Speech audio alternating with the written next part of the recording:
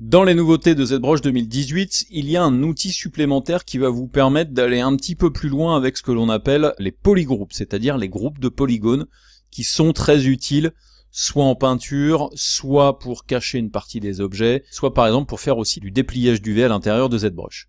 Donc la zone dans laquelle on peut trouver des informations sur les polygroupes se trouve ici dans Tools, dans lequel on a donc diverses options, certaines d'ailleurs présentes maintenant sont des nouveautés de la version 2018 de ZBrush.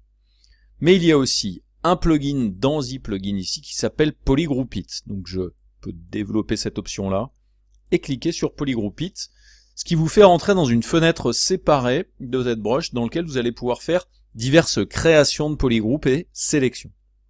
Donc la navigation dans la fenêtre se passe comme un petit peu à l'intérieur de ZBrush, c'est tout à base de clic droit ou clic gauche et du bouton Alt.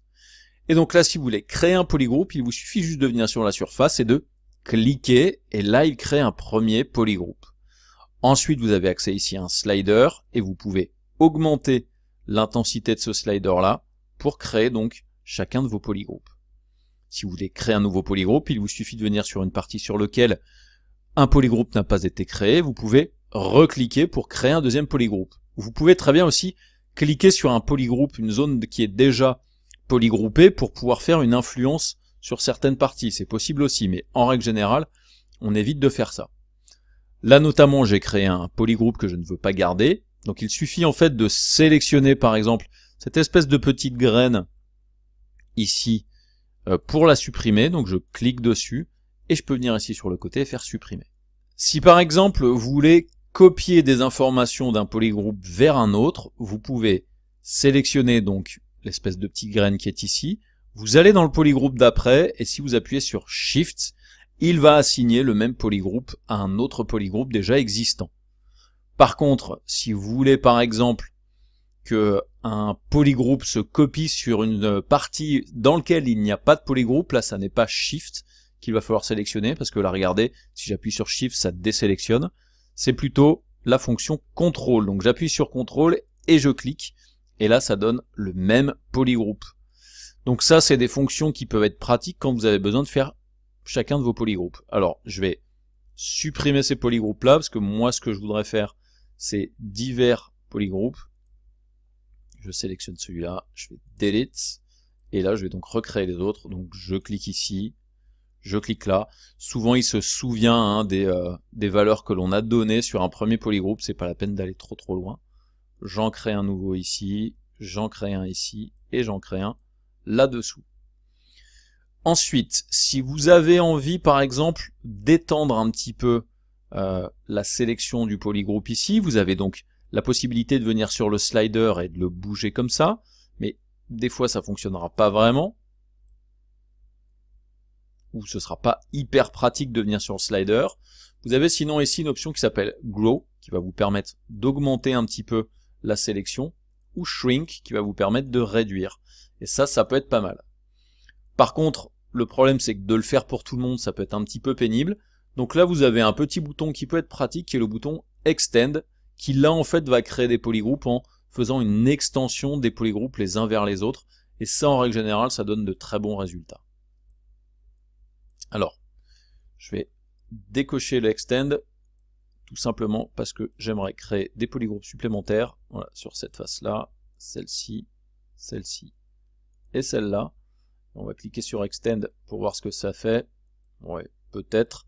Sinon, effectivement, il faudrait venir, par exemple, vous venez ici sur cette partie-là, vous appuyez sur CTRL et vous créez, par exemple, voilà, un espèce de polygroupe général ici. Je sélectionne celui-là, j'appuie sur CTRL pour faire les polygroupes dans ce sens-là.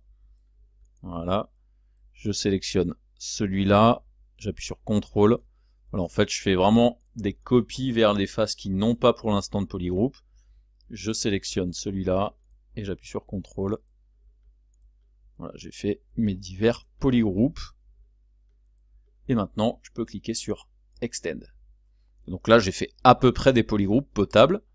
Donc là, je peux utiliser la fonction Frame qui me permet voilà, de centrer sur mon pouf. Et maintenant que j'ai fini mes polygroupes, je peux très bien faire OK, valider. Alors ensuite, dans cette fenêtre-là, avant de valider, vous avez la possibilité de faire des symétries en X, Y et Z, d'appliquer une symétrie. Vous avez donc possibilité de faire frame qui va centrer dessus. Vous avez possibilité de faire update qui va permettre de remettre à jour par rapport à des modifications par exemple de valeurs de slider. On peut effacer. On peut faire clear qui va tout simplement supprimer la totalité des éléments. Alors par contre faites attention parce que vous remarquez un truc, c'est que là le CTRL Z ne fonctionne pas. On ne peut pas revenir sur une erreur que l'on aurait faite. Donc vous allez être obligé de repartir vraiment sur quelque chose de très basique. Je vais voilà, enlever extend. Je vais voilà, mettre quelque chose d'un peu plus hop, voilà, ici. Ensuite, voilà, je refais ma manip.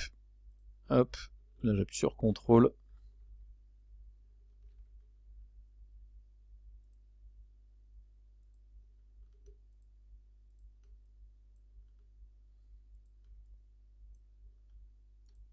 Un nouveau.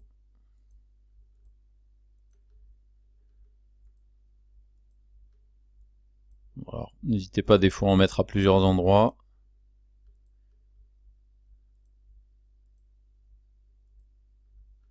Faites attention par contre, hein, quand utilisez frame. Faites attention par contre quand vous voulez à nouveau dupliquer, pensez bien à resélectionner, appuyer sur CTRL et voilà, refaire la manip. Alors là je resélectionne, j'appuie sur CTRL.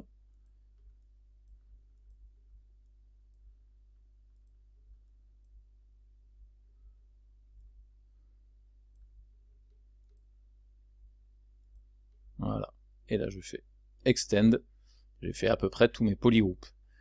On a fait donc clear, il y a grow shrink que je vous ai déjà montré, vous pouvez voir ou ne pas voir les overlaps, on demande de faire un autogroupe ou pas. Vous avez la possibilité d'aller chercher justement l'aide en ligne concernant cette option là. Et puis là une petite option qui peut être pratique, c'est la possibilité donc d'agrandir ou rétrécir la dimension en fait des espèces, donc ce qu'ils appellent des seeds, des graines. C'est-à-dire là si je viens cliquer, vous voyez la graine est beaucoup plus grosse. Si je fais ça, je reclique, vous voyez la graine est un petit peu plus petite. Donc ça, c'est vraiment juste pour en gros que ce soit plus simple de les voir. Donc vous pouvez les sélectionner et les supprimer à nouveau. Voilà, là on a fait nos polygroupes. Une fois que vos polygroupes sont terminés, il vous suffit juste de faire OK. Il y a un petit calcul qui se fait normalement, et normalement si je fais un petit Shift F, là maintenant mes polygroupes ont été faits sur mon objet, et donc c'est assez pratique pour ensuite continuer au niveau de la création de mon objet. Et ensuite je peux donc aller plus loin dans l'utilisation de mes polygroupes pour par exemple déplier mes UV, travailler par exemple, cacher certaines parties. Typiquement là par exemple, maintenant que j'ai des polygroupes, je peux faire Shift Ctrl et cliquer sur la surface, ce qui me permet donc de garder que la surface sur laquelle j'ai cliqué. Je pourrais faire CTRL et Shift et cliquer à côté, qui va me permettre donc de réafficher les informations et voilà, de sélectionner comme ça chacune des parties pour pouvoir cacher, afficher voilà, mon objet. Donc ça c'est aussi une des options que l'on peut utiliser avec les polygroupes. Voilà, on a vu Polygroup It dans le cadre effectivement de l'utilisation classique. On va regarder les autres options qu'il peut nous apporter encore à l'intérieur de ZBrush 2018.